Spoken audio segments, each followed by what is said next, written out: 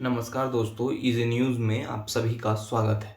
सबसे पहले इस बात की माफ़ी कि थोड़ी सी आवाज़ आपको पहुंचने में परेशानी हो रही होगी, क्योंकि थोड़ी सी तबीयत डाउन चल रही है। दिल्ली ट्रेन हादसे के बारे में आपने सुन ही लिया होगा। रेलवे स्टेशन पर मची नई दिल्ली रेलवे स्टेशन पर मची भगदड़ में 18 लोगों की मौत हो गई है। इन मौत को लेकर कई सवाल खड़े हो रहे हैं। सभी इस मौत के पीछे की थ्योरी पर चर्चा कर रहे हैं कि आखिर ये भगदड़ कैसे हुई, किसकी लापरवाही की वजह से हुई, कौन इसके पीछे जिम्मेदार है, रेल मंत्री इस्तीफा देंगे या नहीं, प्रधानमंत्री इस पर कुछ बोलेंगे या नहीं। तरह तरह की बातें आपको हर तरफ से सुनाई ही दे रही होगी। लेकिन आज हम लोग किसी और प्रोस्पेक्टिव पर चर्चा करेंगे। भारत में मौत अब कितनी आसान हो गई है, जिस पर अब कुछ कहना ही बाकी नहीं रह गया है, क्योंकि अब हमारे राजनेता ये समझ चुके हैं कि मौत जब आए तो आंकड़े छिपाने की कोशिश करो, और जब वक्त बीत जाए तो फिर उस पर अकड़ कर बोलो। ये एक जनरल सिनेरियो बनता जा रहा है हमारे सोसाइटी का। तो अब पहला सवाल जो कि इस हादसे के बाद उठ रहा है, क्या रेल मंत्री अब भी इस्तीफा देंगे? आपको रेल मंत्री अश्वनी वैष्णव का ट्विटर हैंडल या इंस्टाग्राम अकाउंट जाकर देखना चाहिए। वो आपको सोशल मीडिया पे प्रोएक्टिव मंत्री के तौर पर दिखते हैं। ड्राइवर के केबिन में बैठकर देखते हैं, ड्राइवरों की परेशानी को सुनते हैं, तमाम टेक्निकल चीज़ों को वो अपने तरीके से बताते रहते हैं। पेशे से तो इंजीनियर ही थे। लेकिन अब सवाल उठता है कि रेलवे में एक के बाद इतने हादसे होते जा रहे हैं, तो कोई तो इसकी जिम्मेदारी लेगा, या फिर अब भी यह कहकर ही टाल दिया जाएगा कि भीड़ इतनी बढ़ गई थी तो इसलिए लोगों की मौत हो गई थी। अब सवाल उठ जाता है कि आखिर भीड़ जब इतनी बढ़ गई थी तो उसको मैनेजमेंट करने का किसकी जिम्मेदारी थी? उस भीड़ को कौन मैनेजमेंट करता और सही तरीके से उसे अपने गंतव्य तक पहुंचाता? क्योंकि अब आप इस सिनेरियो को समझिए कि रेलवे स्टेशन पर भीड़ बढ़नी शुरू होती है, हर तरफ ट्रेन लेट हो रही होती है, ट्रेन लेट ही चल रही है। ये तो भारत का एक अलग दुर्भाग्य है कि ट्रेन लेट ही चलती है। तो ट्रेन लेट हो रही होती है और इसी बीच एक स्पेशल ट्रेन की घोषणा कर दी जाती है। अब स्पेशल ट्रेन के कारण कई लोग इधर उधर होना शुरू होते हैं और भगदड़ मच जाती है। आप क्या दिखाना चाहते हैं कि सोसाइटी में हर तरफ मूर्ख इंसान ही भरे हुए हैं? क्या इस देश में 18 जान की कोई कीमत है या नहीं? अभी एक नेता किसी की मौत हो जाती है तो पूरा सिस्टम रुक जाता है। एक नेता किसी कारणवश इस तरीके से इसी भीड़ में अगर होके मर गए होते तो पूरी सिस्टम रुक जाती। मैं ये नहीं कह रहा है कि इसमें किसी नेता की मौत होती, लेकिन अगर किसी नेता की मौत दुर्भाग्यवश यहां पे हो जाती तो पूरा सिस्टम यहां पे रुक जाता।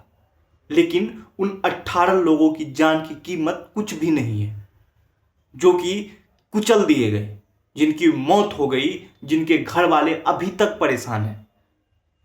9 महिलाएं, 5 बच्चे, और सबसे बड़ी दुर्भाग्य की बात, इसमें ज्यादातर लोग मेरे अपने राज्य बिहार से हैं।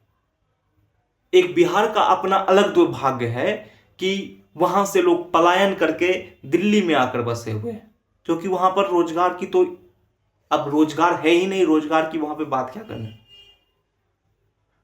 यहां पे मुआवजे का ऐलान होता है 10 लाख रुपए, बिहार में 2.5 लाख रुपए देने की बात होती है।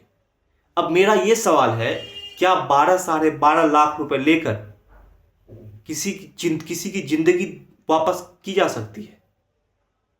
मैं आज किसी पे सवाल नहीं उठा रहा हूं, क्योंकि सवाल उठाने की इच्छा भी नहीं हो रही है।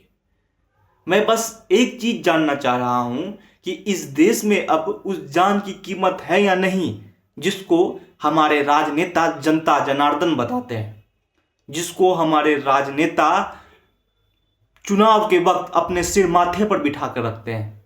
ये तो उन्हीं का वोट बैंक है। इसमें ना तो वो लग्जरी कार वाले आते हैं, ना फर्स्ट एसी वाले आते हैं, ना तमाम पैसे वाले आते हैं। ये वही मध्यम वर्ग के लोग हैं, ये वही निम्न आय वर्ग के लोग हैं जो घरों से निकलते हैं, आपको वोट भी देते हैं, आपको सत्ता तक भी बिठाते हैं, और फिर आपके ही नाकामियों के कारण स्टेशनों पर कुचल दिए जाते हैं। अब सवाल ये उठ रहा है कि इसमें किसकी जिम्मेदारी तय की जाएगी। अब मैं आपको महाकुंभ में हुए भगदड़ को लेकर चलता हूं। क्या वहां पर किसी की जिम्मेदारी तय हो गई है? क्या वहां पर जो आंकड़े हमें बताए गए उस 30 लोगों की मौत पर अब तक किसी की जिम्मेदारी तय हुई है? क्या आपने किसी का नाम सुना है?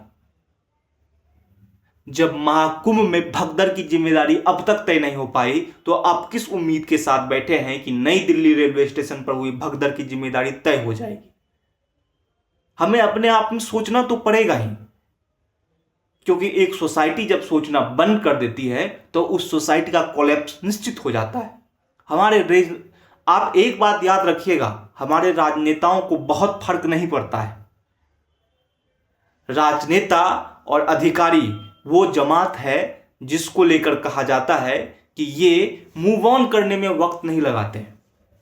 लेकिन उस परिवार का क्या होगा जिसने अपने बच्चे खो दिए हैं? उस बेटे का क्या होगा जिसने अपने मां को खो दिया है? क्या वो भी मूव ऑन कर पाएंगे? सवाल तो बनता है ना। या फिर ये सोसाइटी अब सवाल करना भी छोड़ दे।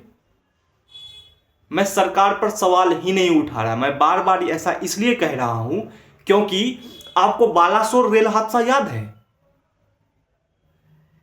जिसमें कितने लोग मर गए थे? उस हादसे की जिम्मेदारी तय हुई क्या? उस हादसे में पता नहीं उस समय कौन कौन सी जांच बिठा दी गई थी। आपको उस जांच से कुछ मिला क्या? कुछ सुधार आपको देखने को मिला क्या? हादसे तो अब भी हो रहे हैं, ट्रेन टकरा रही है आपस में। कुछ दिनों पहले गोंडा में भी ट्रेन पलटी थी, कुछ महीने पहले, आपको ध्यान तो होगा ही। मालगाड़ी की कुछ दिन पहले टक्कर हुई थी, यह भी आपको पता ही होगा। लेकिन एक बात जो सब कुछ देखकर समझ में आता है कि इस देश में अब जान की कीमत नहीं रह गई है, और अगर आपको अपनी जान की कीमत निकालनी है तो आपको अपने वोट का पावर तय करना पड़ेगा। आपको तय करना पड़ेगा कि हम गाजर मूली की तरह इस भगदड़ में दबोचे ना जाए। जो लोग किसी तरीके से वहां से बचकर निकले हैं, आपने उनकी आपबीती सुनी ही होगी। क्या कह रहे हैं वो लोग?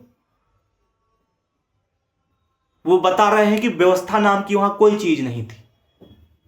अगर मान भी लिया जाए कि वहां व्यवस्था थी, तो अगर व्यवस्था होने के बाद भी भगदड़ मच जाता है तो सोच लीजिए इस देश की स्थिति क्या है। इस देश की स्थिति क्या है कि जहां पर नई दिल्ली रेलवे स्टेशन, जो देश की राजधानी है, जिसको देश की सबसे व्यस्ततम स्टेशन कहा जाता है, उस स्टेशन पर इमरजेंसी प्रोटोकॉल क्या था? कुछ भी नहीं। बस ये था कि ट्रेन आ रही है, ट्रेन जा रही है। मुझे एक बात इन सब दौरान एक बात याद आ जाती है कि शायद इंडियन सोसाइटी ही इस पूरे वर्ल्ड वाइड एक ऐसी सोसाइटी होगी जो पहली बार ये सोच रही होगी कि ट्रेन लेट क्यों आती है। मुझे आज ऐसा लग रहा है, क्योंकि यहां अगर ट्रेन लेट ना आई होती तो शायद इन 18 लोगों की जान बच गई होती। लेकिन मुझे ऐसा लग रहा है कि आज इंडियन सोसाइटी में यह सोचा जरूर जा रहा होगा, क्योंकि अब तक मुझे नहीं लगता है किसी को फर्क पड़ता था कि इंडिया में ट्रेन लेट क्यों आती है।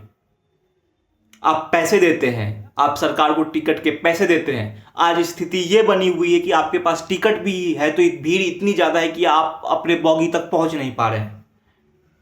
तो फिर सवाल क्यों ना पूछा जाए उस सिस्टम से, जो सिस्टम बड़े बड़े दावे करती है, जो सिस्टम यह कहती है कि हम आपको वर्ल्ड क्लास सिस्टम आपके सामने लाकर दे रहे हैं। तो क्या यही वर्ल्ड क्लास सिस्टम है जहां पर जान की ही कीमत नहीं है?